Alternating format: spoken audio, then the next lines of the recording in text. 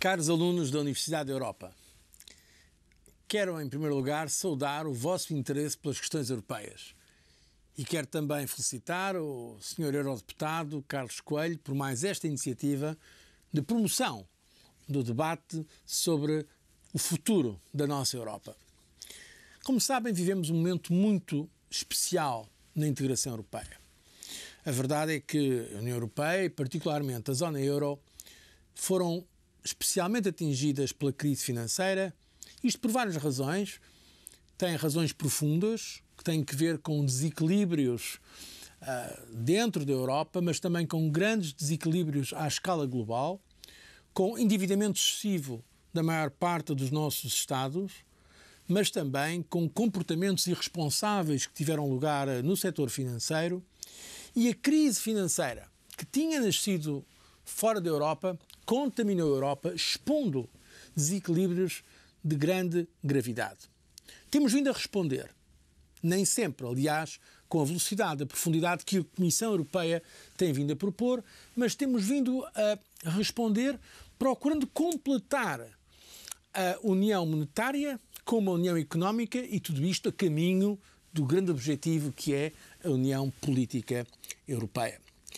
Agora estamos num momento importante, na medida em que se vai procurar definir um acordo, um tratado, que vai pôr, de facto, de maneira formal, obrigações para os Estados-membros no sentido do respeito absoluto do Pacto de Estabilidade e Crescimento.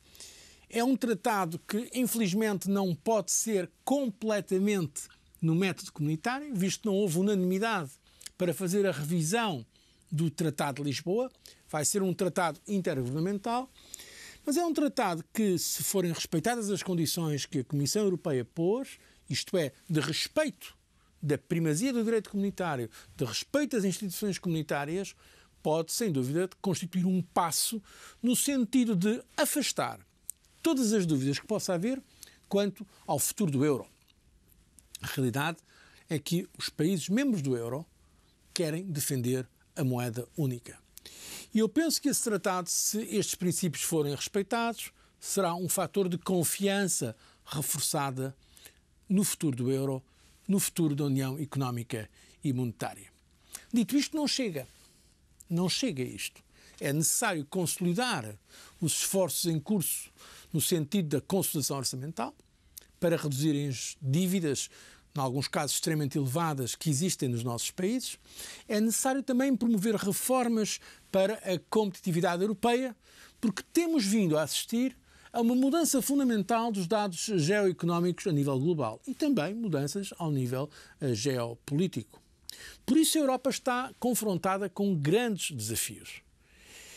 A Comissão Europeia tem vindo a salientar a necessidade de agir em todas estas frentes, desde uma resposta convincente aos problemas da Grécia, uma resposta também para os problemas da capitalização dos bancos, reforço da governação económica, mas também crescimento.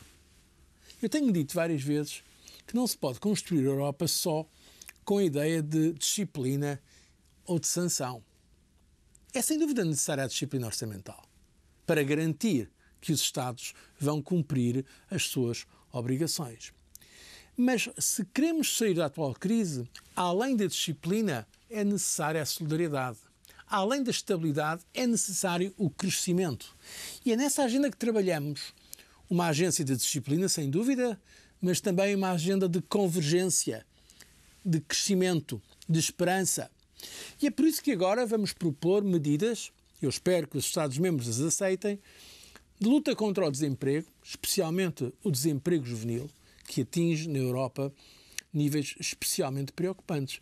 Temos países, como a nossa vizinha Espanha, onde o desemprego juvenil é de cerca de metade, 50%, ou seja, metade dos jovens em idade de trabalhar não conseguem encontrar emprego. Em Portugal também temos um valor muito elevado.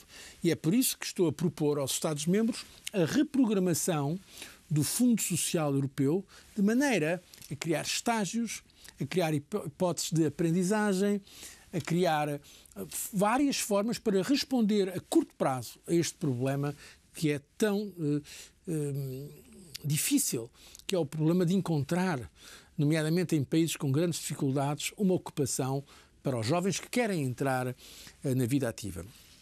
Mas o problema tem de ir além das medidas de curto prazo. Trata-se de criar condições de maior competitividade para a Europa. E isso tem a ver com a qualidade que podemos oferecer no sistema económico para o investimento, para a criação de emprego, para as nossas pequenas e médias empresas. Só dou-vos um número. Na Europa há cerca de 23 milhões de desempregados. E há cerca de 23 milhões de pequenas e médias empresas. É uma coincidência. Mas se cada pequena ou média empresa criasse um emprego, teríamos o problema do desemprego resolvido. Por isso temos que criar condições melhores para as pequenas e médias empresas. Como? O que é que elas precisam? Bom, precisam, em primeiro lugar, de ter um sistema normativo de estabilidade e de confiança. Menos burocracia, nomeadamente a nível nacional, mas também às vezes a nível europeu. Há, por vezes, excesso de regulamentação. Temos de aproveitar as possibilidades para criar mais mercado. E como é que se cria mais mercado? Na Europa, através do aprofundamento do mercado interno, acabando com barreiras que existem na prática, em termos de ir uma empresa de um país para outro país. Na Europa os bens circulam de uma forma geral. Há, de facto, um mercado comum no que toca aos bens e às mercadorias, mas não há ainda um verdadeiro mercado interno para os serviços, por exemplo. Quando comparamos a situação europeia com a situação norte-americana, por exemplo, nós vemos que há muitas barreiras administrativas a outras que tornam mais difícil a circulação dos serviços. Portanto, aprofundar o mercado interno. Ganhar também novos mercados externos. A Europa é o maior poder comercial no mundo e por isso o proteccionismo seria um erro.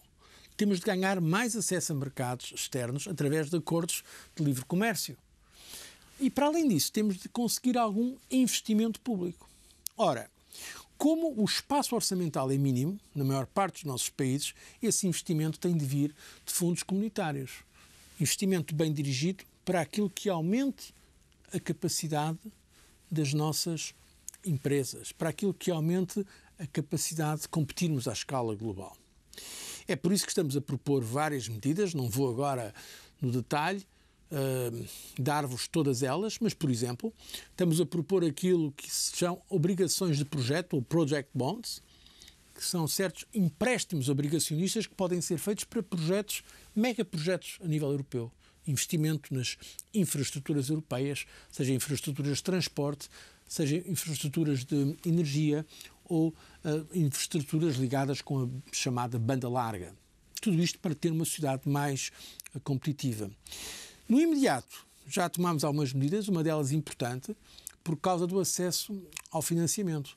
Sabemos que em Portugal, mas não só em Portugal, em muitos países está a haver uma dificuldade de acesso ao crédito, por causa do que se passou e do que se está ainda a passar no sistema financeiro.